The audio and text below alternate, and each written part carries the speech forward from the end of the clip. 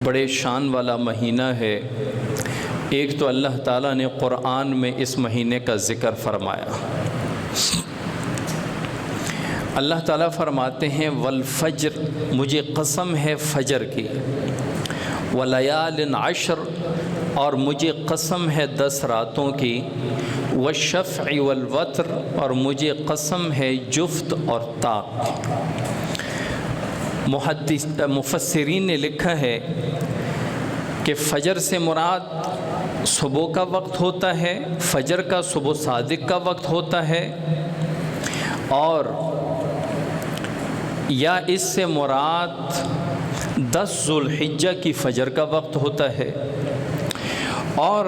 ولیال عشر 10 راتوں سے مراد ذو الحجہ کی 10 راتیں ہیں۔ یعنی ذو الحجہ جو مہینہ شروع ہے، اس کی پہلی 10 راتوں کی قسم اللہ تعالیٰ قرآن میں اٹھاتے ہیں، اور جس چیز کی قسم کھائی جاتی ہے وہ دلالت کرتی ہے اس کی عظمت پر، اس کی شان پر، کہ کوئی بھی چیز اللہ کے حضور معظم ہو، فضیلت والی ہو، تو اللہ تعالیٰ اس کی قسم اٹھاتا ہے ولیال عشر، اور مجھے قسم ہے 10 راتوں کی، والشفع والوتر، اور مجھے قسم ہے جفت اور طاق۔ یہاں مفسرین فرماتے ہیں کہ جفت سے مراد 10 ذو الحجہ یعنی عید الاضحیٰ کا دن، اور وتر یعنی طاق سے مراد 9 ذو الحجہ یعنی عرفے کا دن، جو عید الاضحیٰ سے ایک دن پہلے ہوتا ہے۔ یعنی اس سورۃ الفجر میں، سورۃ الفجر کی پہلی 3 آیات میں ذکر ہی ان 10 راتوں، یوم عرفہ اور یوم عید الاضحیٰ 10 ذو الحجہ، اس کا ذکر ہے۔ تو اس کا مطلب ہے یہ مہینہ اور اس مہینے کے یہ پہلے 10 دن یہ بڑے شان والے ہیں، جس کے بارے میں رسول اللہ صلی اللہ علیہ وسلم فرماتے ہیں کہ ذو الحجہ کا مہینہ، اس میں کسی دوسرے دن کوئی عمل اللہ کو اتنا پسند نہیں ہے جتنا ذو الحجہ کے پہلے ان 10 دنوں کا عمل اللہ کو پسند ہے۔ ہم رمضان المبارک کے فضیلتیں تو جانتے ہیں، ہم لیلۃ القدر کو جانتے ہیں، ہم شب برات کی فضیلت جانتے ہیں، لیکن بہت کم لوگ ہیں جو عید الاضحیٰ سے پہلے یہ 9 دن، یہ 10 راتیں، ان کی فضیلت کو جانتا ہو۔ یہ اتنی شان والی راتیں ہیں، اتنے عظمت والے دن ہیں کہ رسول اللہ صلی اللہ علیہ وسلم فرماتے ہیں کہ اور کوئی ایسا دن ہے ہی نہیں جس میں عمل اللہ کو اتنا پسند ہو جتنا ان 10 دنوں اور 10 راتوں کا عمل اللہ کو پسند ہوتا ہے۔ اس کا ہر دن کا روزہ وہ 1 سال کے روزے کے برابر ہے۔ ذو الحجہ، اس میں اگر جو 9 دن ہیں، کیونکہ 10واں دن تو عید ہے، یہ 9 دن کے ہر روز کا، ہر دن کا روزہ 1 سال کے روزوں کے برابر ہے۔ یعنی کہ اگر کوئی ان 10 دنوں میں، ان 9 دنوں میں 9 روزے رکھیں، گویا کہ 9 سال روزے رکھیں، اعمال نامے میں اتنے لکھے جائیں گے۔ 3 روزے رکھیں، 3 سال کے روزے لکھے جائیں گے۔ 1 روزہ رکھا، 1 سال کا روزہ لکھا جائے گا۔ اور پھر اچھا، صحابی نے فرمایا، صحابی نے عرض کی، اللہ کے رسول، جب آپ صلی اللہ علیہ وسلم نے فرمایا کہ کوئی عمل اس دن کے عمل سے اللہ کو زیادہ پسند نہیں ہے ان دنوں کے، تو صحابی نے عرض کی، اللہ کے رسول، کیا جہاد فی سبیل اللہ کا جو عمل ہے کہ ایک بندہ اللہ کے راستے میں جہاد کرتا ہے، یہ 9 دنوں کا عمل، 10 راتوں کا عمل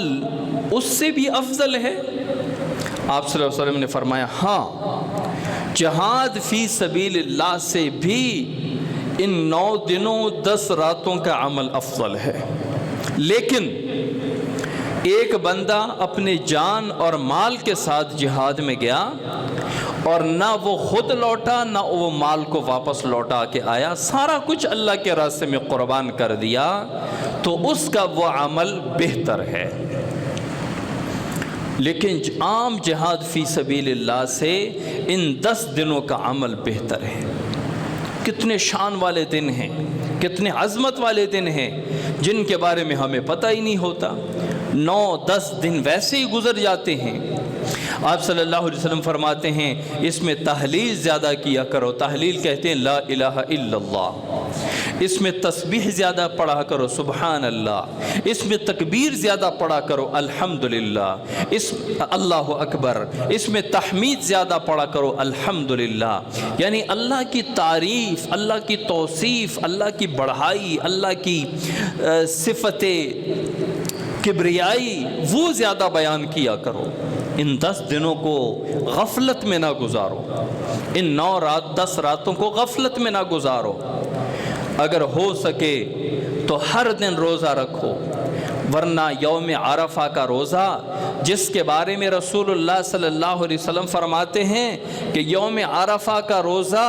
ایک پچھلے سال اور ایک آئندہ سال کے گناہوں کو معاف کر دیتا ہے۔ ایک روزہ یوم عرفہ کا ایک سال پچھلے اور ایک سال آئندہ کے گناہوں کو معاف کر دیتا ہے۔ لیکن ایک بات ذہن میں رکھیں، جہاں بھی ایسی کوئی حدیث ہو کہ یہ عمل کرنے سے ایک سال کے گناہ معاف ہو جاتے ہیں، یہ عمل کرنے سے اگلے پچھلے سال کے گناہ معاف ہو جاتے ہیں، یہ کام کرنے سے 80 سال کے گناہ معاف ہو جاتے ہیں، اس سے مراد صغیرہ گناہ ہوتے ہیں۔ کبیرہ گناہ تو جب تک آپ توبہ استغفار نہیں کرتے، جب تک آپ عمل پورا نہیں کرتے، نماز قضا ہوئی توبہ سے معاف نہیں ہوتی، روزے قضا ہوئی توبہ سے معاف نہیں ہوتی، زکوٰۃ نہیں ادا کیا توبہ سے معاف نہیں ہوتے، حج فرض ہے ادا نہیں کیا توبہ سے معاف نہیں ہوتے، کسی انسان کا آپ کے اوپر حق ہے اس سے جب تک معاف نہ کرواؤ یا اس کا حق ادا نہ کرو تب تک وہ معاف نہیں ہوتا۔ توبہ سے اور اس حق کی ادائیگی سے، چاہے وہ اللہ کا حق ہے بندے کا حق ہے، وہ حق ادا ہوگا پھر وہ معاف ہوگا۔ لیکن جہاں بھی ایسی حدیث ہو کہ اس سے اگلے پچھلے گناہ معاف ہو جاتے ہیں، ایک سال کے گناہ معاف ہو جاتے ہیں، اس سے صغیرہ گناہ مراد ہوتے ہیں۔ لیکن اگر ہمارے ایک روزے سے ہمارے 2 سال کے صغیرہ گناہ بھی معاف ہو جائیں تو کیا یہ سودا سستا ہے؟ یا کیا یہ سودا اچھا نہیں ہے کہ 2 سالوں کے صغیرہ گناہ ہمارے معاف ہو جائیں؟